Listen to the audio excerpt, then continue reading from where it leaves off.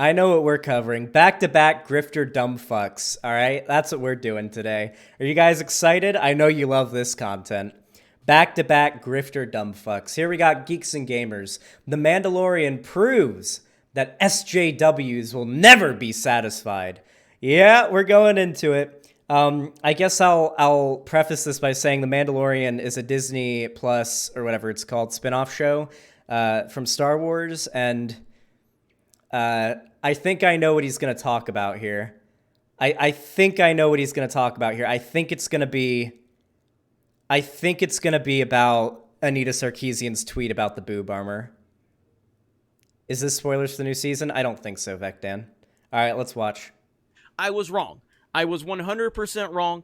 Episode 3 pulled it right back on track, and Episode 4 was very good. So I will admit that I was wrong when I claimed this show was incredibly boring, and I took some real shots at it that I probably shouldn't have, and that's because I prematurely judged the entire season based on my disappointment with Episode 2.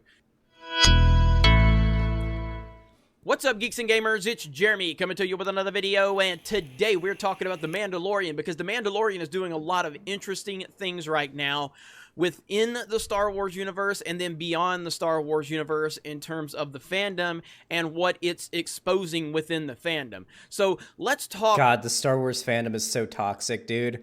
Holy shit. Like, unironically, I can't think of a fandom more toxic than the Star Wars fandom, unironically. Like, Star Wars is good. Don't get me wrong. You know, I've been watching Star Wars for, since before I was alive, considering that, like, my mom watched The Phantom Menace in theaters while she was, like, 8 months pregnant with me. So I was sort of in there, just vibing in my mom's, stomach watching Star Wars. So, like, don't get me wrong. I like Star Wars. I do. I don't think I've finished season 1 of The Mandalorian yet. I probably will. I have a lot of stuff that I like to watch while I'm grinding at WoW. So I'll probably just watch that while I do it. But holy shit. Holy shit is the Star Wars fandom fucking toxic. Talk about this season 2 journey that I've been on really quickly because I have not covered this show consistently since season 2 began, and there are some reasons for that. Number one, I wasn't overly excited going into season 2. That's not to say I didn't enjoy season 1, because I did enjoy season 1. I felt it was safe in a lot of ways, and safe is not bad, especially where Star Wars has been in terms of the big screen and what's happened with the fandom. Safe was a good thing. It got us. This is true, by the way. Not really a political take, but a true take. Star Wars is basically like never going to be able to be experimental ever again. It just doesn't work. Star Wars fans have gotten very used to a particular sort of like formula, I guess you could say.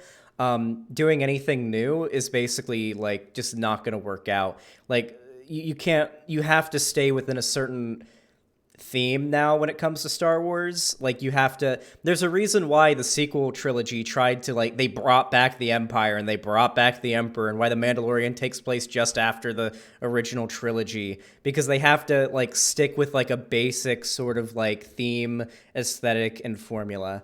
Otherwise Star Wars fans get mad because they're so used to the shit. Remember when Reylo started the sex cult smear? Fuck, Star Wars fans are wild. True. Us back to basics, and it got us back to Star Wars, and I very much appreciated that out of season 1. It had issues, and I'm not saying it didn't. It definitely had issues, but it was safe and it was enjoyable enough. Okay, I don't care about this. Get to the memes. Come on. Quickly with episode 2, and it made me doubt the future of this series and this season, because I felt like we have season 2 opinion. So then we had the whole thing with me and Pedro Pascal, and I'm saying Pedro the way that he wants to make fun of me saying his name. So obviously I made a video about Pedro Pascal going after Donald Trump supporters and calling them. Wait. So Pedro.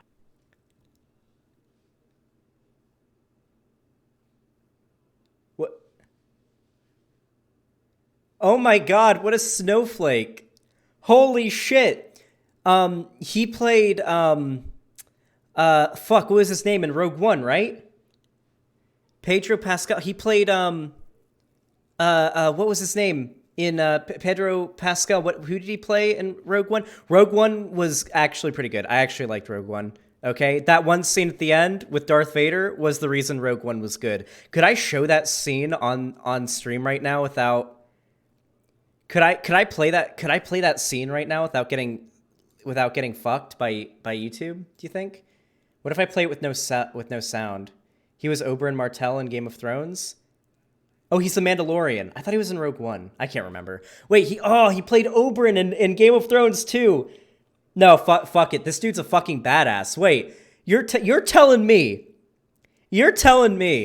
that you got into drama. You got into drama with it's Disney, don't risk it. Good idea. You got into drama. Oh, Diego Luna was in Rogue One. True. Sorry, I got confused. Okay, I haven't seen the reveal of Pedro Pascal being the Mandalorian yet, so I don't know who's under the helmet in the Mandalorian. So I guess it's him. Interesting. That's a way to reveal it, I guess. You started shit with Oberyn Martell on Twitter. Really? This fucking guy. Hold on. No sound because I don't want to get yoinked by HBO here. But you started shit.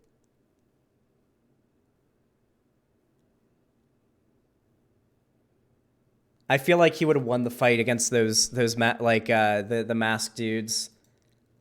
Okay. Yeah, no. So this is literally just Geeks and Gamers coping hard about Trump's loss and Pedro Pascal fucking memed on him about it. And now Geeks and Gamers is molding. That's hilarious. Yeah, dude. Hey, fuck you.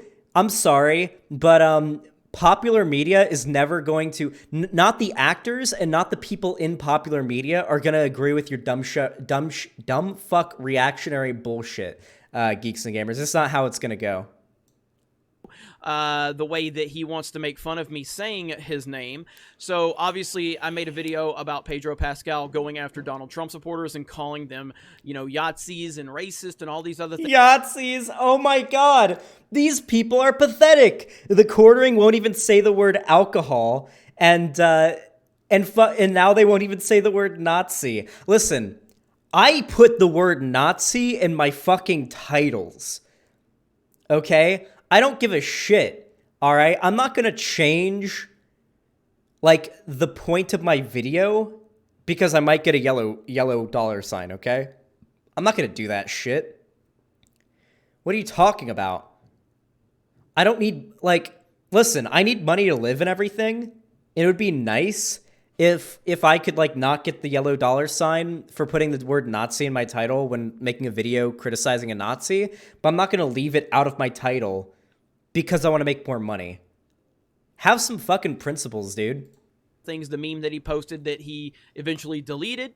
I made a video on that calling him out, and then he responded to our tweet on Geeks and Gamers. So then I did a live stream. While I'm live streaming, saying I would have a conversation with this guy, a respectful conversation. He asked this mainstream actor to debate him. That's hilarious. And starts to make fun of how I was saying his name. All of that happened. Pedro. And so I talked about how this entire series is boring. Obviously, I went a little overboard on that, but I was coming off of episode 2, and I was really unhappy with episode 2. Then we move into episode 3, and I eventually watched. He had a fucking Pedro Pascal meltdown stream. That's hilarious. Hold on, do you think I could get... How fucking awesome would it be if I could get Pedro Pascal on for a shit on Geeks and Gamers segment? Would that be Pog or what? Holy shit. I don't follow him on Twitter. I should follow him right now. I'm going to follow him on Twitter right now, okay?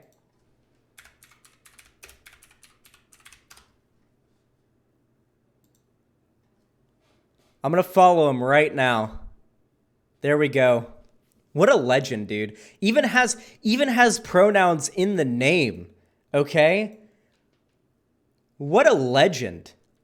I really love, this is one of my favorite things when it comes to reactionaries being mad about their popular media that they're into, because popular media has, and basically always will, push the envelope on on like progressive stuff usually. Like not generally not the super corporate stuff, but like, you know, you can talk about things like the like Marvel Comics. Marvel Comics have always been unbelievably progressive and have always pushed the envelope on progressive shit. You know, the first Captain America featured Cap punching the shit out of Hitler before he went to war with Hitler in Japan in World War II.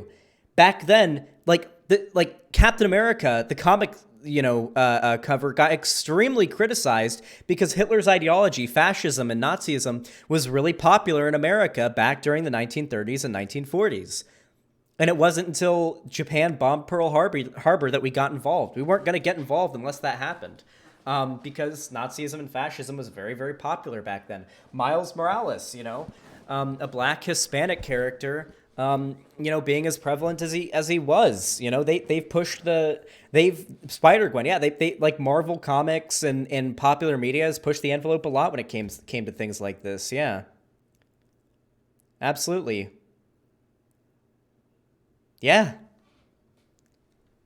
I love this because reactionaries never win when it comes to media, okay? You'll get like the occasional, every once in a while, you'll have some small thing that'll like, pander to these types of people, but it never ends up being financially profitable. So they always end up going back to the progressive shit, and it just gets these people mad. I'm sorry, dude, but you guys don't win this like culture war. It's not gonna happen. The profit motive will always incentivize businesses and media to pander, sure, but still, hey, a win's a win, to progressives. That's always how it's going to be. And generally, when it comes to Hollywood and acting, the people portraying the characters in these stories are also going to be progressive, like Pedro Pascal. How fucking much do you think it hurts this dude deep down that an actor in a Star Wars property that he undoubtedly likes doesn't like him? He'll never be able to watch The Mandalorian without remembering that The Mandalorian fucking hates him.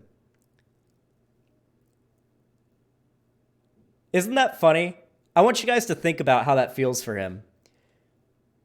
He'll never be able to watch The Mandalorian without remembering The Mandalorian doesn't like him. That's fucking hilarious. Watched episode 3. And episode 3 was great. And episode 3 felt like a Clone Wars episode. And I really appreciated everything that episode 3 was doing. And it pulled me back in. And I was able to separate whatever happened with Pedro Pascal and myself. I don't really care about these things. I don't need... Cope. Hold on. Can we get some actual... And really good. We had episode Yoda is and the episodes around it. When they can't build a narrative around your race and gender, they will cast you out because they are the truest and isms. They are the true bigots. They are the true people that want... The left are the real bigots. We got them, dude. Left wing destroyed. ...to hate on you based on solely your race and gender, or then use your... It's okay. I'm covering his face on purpose, okay? You don't want to see that, okay? As little of looking at the quartering... Well, they both have the name Jeremy, so we'll just call him the quartering too. You want to look at the quartering, geeks and gamers, whatever the fuck, as little as possible. So I'm doing you a service right now by covering his face. Your race and gender for their political narrative, and we're seeing a classic example of that. We have heard that we need representation. We need representation in Star Wars. Well, you just got it. You just got representation. You just got a black dude directing a really good episode of Star Wars. Anything else? Anything good? And to make Rosario Dawson could potentially be in next week's episode. Guess what the mainstream's doing? First of all... Oh, yeah. So for those of you guys that aren't aware, Rosario Dawson allegedly... this was so fucked up. I looked into this a while ago. I think at the end of the day, this doesn't really change much, but... Basically, what ended up happening was Rosario Dawson and her family had hired a housekeeper who was a trans guy and offered him housing, and then ended up assaulting the dude and kind of beating the shit out of him and then kicking him to the curb when they found out he was trans, allegedly, and there was a lawsuit about it. So... yeah, some people were, I would say, understandably upset about Rosario Dawson portraying Ahsoka in The Mandalorian. of all, they're highlighting what happened with Gina Carano. The Mandalorian actor has made dismissive remarks about trans pronouns and shared unproven theories about the presidential election results and the COVID mask mandates. She has not done any of that. What did she do, Geeks and Gamers? What'd she do? She has not made any remarks about trans pronouns. She just simply didn't want to put pronouns in her bio, so they get mad. Is that what actually happened, Geeks and Gamers? Is that what actually happened? What's the name of the Gina Girano?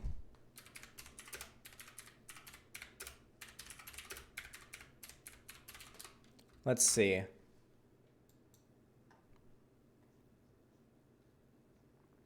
Let's see. Can you find a tweet?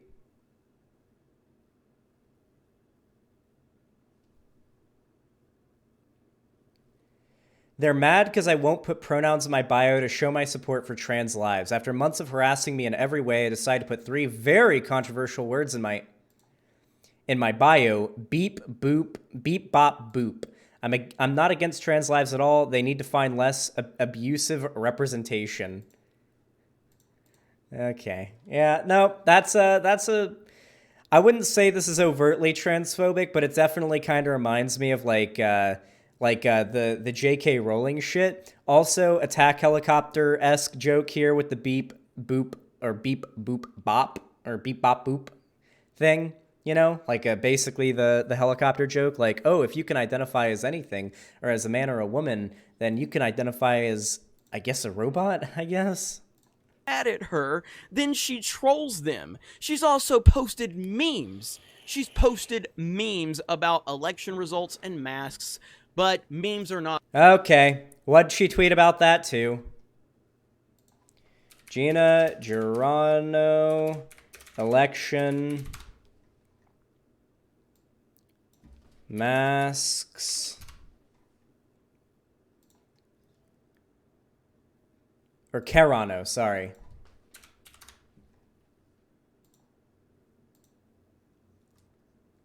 All right, what was the tweet? Business Insider, fuck off. What do we got here?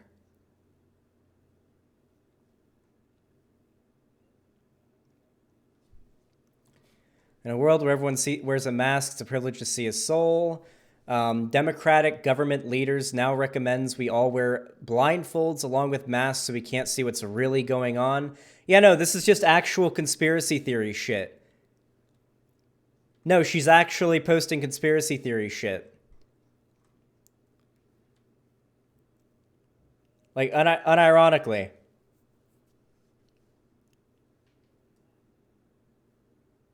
This is hilarious. So this sort of displays the blatant hypocrisy of someone like Geeks and Gamers, right? The idea is he gets really mad when it turns out that somebody is like who's an actor for like he got really mad about Pedro Pascal shitting on Trump supporters for being racist, but then he makes excuses for transphobia and outright conspiracy mongering from another actor on the same show. This is just a blatant display of his hypocrisy. There's no ifs, ands, or buts about it.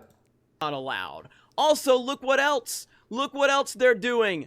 Unconfirmed rumors suggest Rosario Dawson may appear in this season. Fans have raised alarms about a lawsuit accusing her of anti-trans bias. However, well, no, it wasn't anti-trans bias. It was that she assaulted a trans person when she found out they were trans. Like unironically, like assaulted them. Like, do I need to go over the story that happened?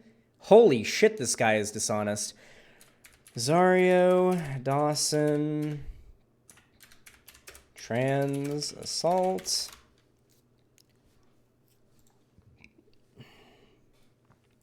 Rosario Dawson and her family sued over alleged transphobic assault.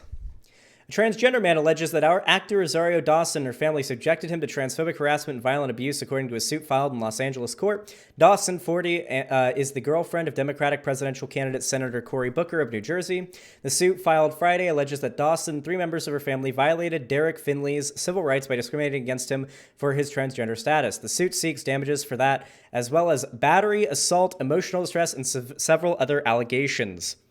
Neither the family's lawyer, Alan Kossoff, nor the representatives for Rosario Dawson immediately responded to NBC News' request for comment.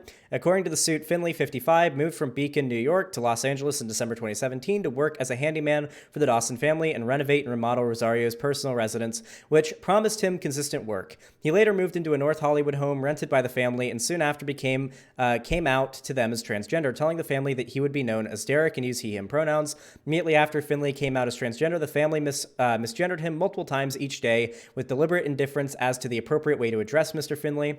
The suit claims Rosario Dawson acted with deliberate indifference and did nothing to correct the situation. Instead, in response to Mr. Finley's complaints, Rosario would respond to Mr. Finley with, "You're a grown woman," despite the fact that Finley had come out as transgender to the family. The suit alleges that in February of last year, just months after coming out, Finley was ordered to move out but refused because there was no legal grounds for his eviction.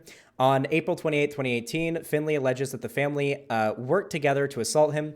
Isabel Dawson, Rosario's mother, allegedly dragged Finley by his arm out of a window and then attacked him. Once Mr. Finley was lying helpless on the ground outside, Isabel, who's substantially larger than Mr. Finley, got on top of Mr. Finley's body and began punching him. The suit states, while beating Mr. Finley, Isabel screamed, "You are not so much of a man now," which was a clear and denigrating reference to Mr. Finley's gender identity. The suit alleges Rosario Dawson assisted in the assault by sitting on top of him and actively restraining him while he was on the ground to ensure that her mother could continue battering him. Isabel Dawson, who allegedly threatened to kill Finley's cat if he did not move out and stomped on his hand during the attack, stole his cell phone, which Finley alleges contains video of the previous threats made against him.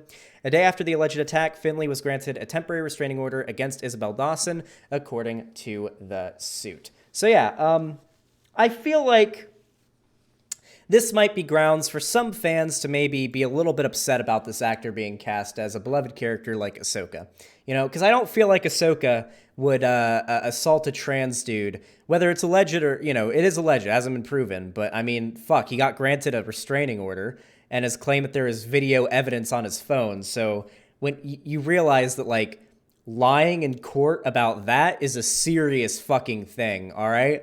So, yeah, holy shit. 18 of 20 charges against her, including claims of misgendering and discrimination, were voluntarily withdrawn by the plaintiff. Why are they bringing this up? Rosario Dawson is a woman of color, their favorite thing in the world, right? And wait, this is unironic identity politics. Oh, I thought you guys liked women of color. Why would you go after her for having allegedly assaulted a trans dude? Oh my fucking god. I thought this was going to be about the Anita Sarkeesian tweet. I'm actually surprised. I thought he was going to bring that one up. Unironic id poll. Dude, these guys are... How's this guy's channel doing? I just want to see how this guy's channel is doing in terms of viewership. I remember it wasn't doing too good last time I checked. 23, 32, 6, 11, 4.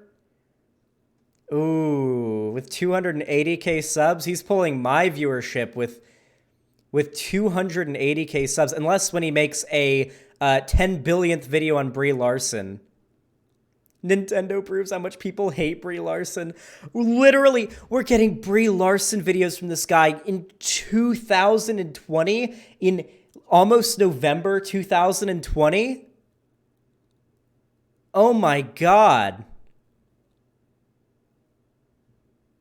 No fucking way. Hold on.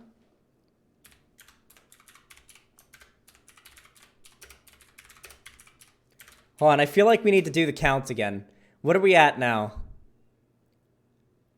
What are we at now with Geeks and Gamers videos on Brie Larson? 1, 2, 3, 4, 5, 6, 7, 8, 9, 10, 11, 12, 13, 14, 15, 16, 17, 18, well, this is no bullshit, 18, 19, 20, 21, 22, 23, 24, 25, 26, 27, 28, 29, 30, 31, 32, 33, 34, 35, or no, 35, 36, 37, 38, 39, 40, 41, 42, 43, 44, 45, 46, 47, 48, 49, 50, 51, 52, 53, 54, 55, 56, 57, 58, 59, 60, yeah, 61. This goes on for a while. I think one time I saw a collage of all of them, and it's a couple hundred, I believe.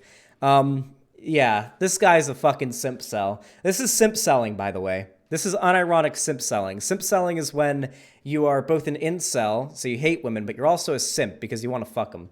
That is what we are witnessing here. This guy is a joke, okay? This guy is a complete joke. I'm very glad his channel is dying, and I'm going to be very, very happy when I see it at no bullshit status. That's going to be very, very fun to watch, because that's the way that all these channels go in the long run, okay? Nobody watches Geeks and Gamers because they give a fuck about his personality, okay?